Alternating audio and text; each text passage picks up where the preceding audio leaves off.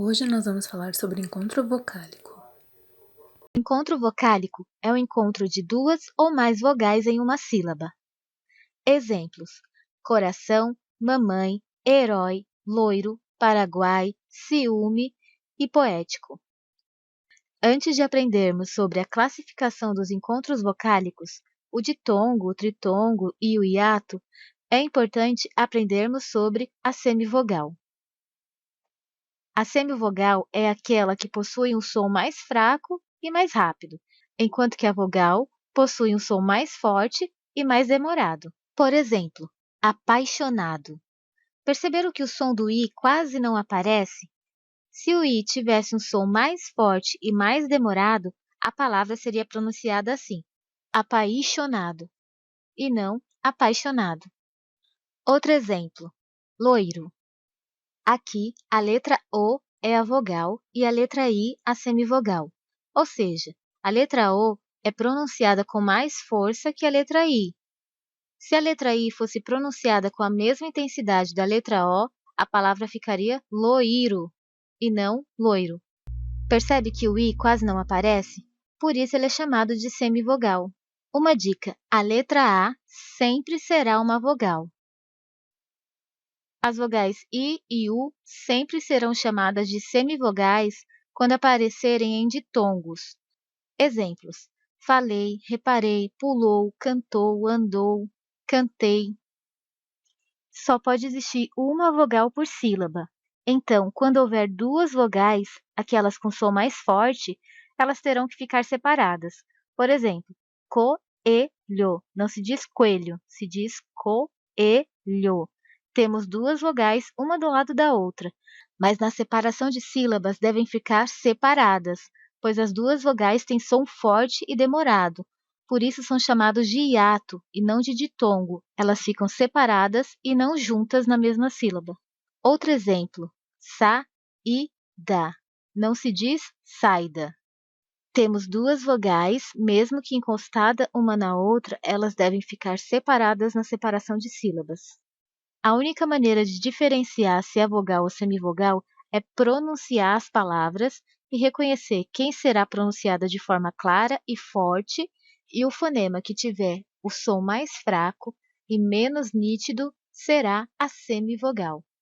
Exemplos: automóvel, brasileiro, primeiro, jeito, museu, noite, biscoito. Repare que a letra I e a letra U, quando estão em ditongos, elas sempre são semivogais. Vamos fazer um teste. Vamos ver se você consegue identificar a vogal e a semivogal nessa palavra. Automóvel. Qual é a vogal e qual é a semivogal?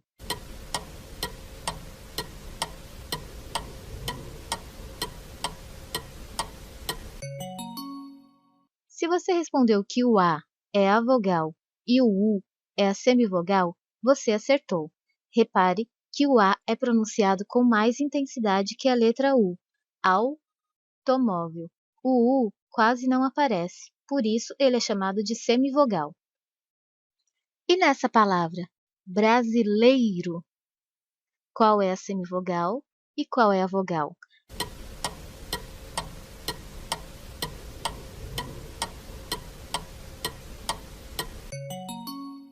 Se você respondeu que a letra E é a vogal e a I a semivogal, você acertou. E na palavra museu? Museu.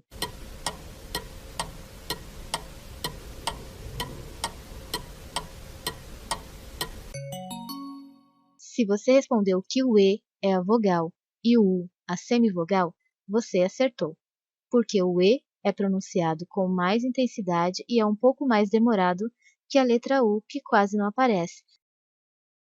E na palavra noite?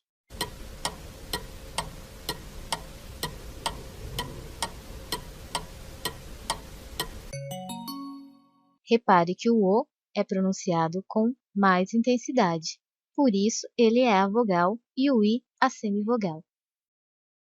Agora me diga qual é a vogal e qual é a semivogal na palavra saúde. Sa-u-de.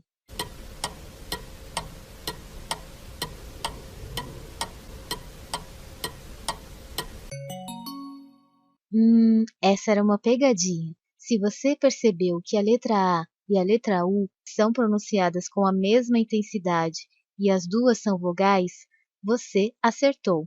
Como essas duas letras são vogais, elas não podem ficar na mesma sílaba. Esse encontro vocálico é chamado de hiato, ou seja, as vogais pertencem a sílabas diferentes. Sa, U, D. Classificação dos encontros vocálicos. Os encontros vocálicos podem ser classificados em ditongo, tritongo e hiato. Vamos começar pelo ditongo. Ditongo é o encontro de uma vogal com uma semivogal ou vice-versa na mesma sílaba. Exemplos: peixe, caixa, saudade e troféu.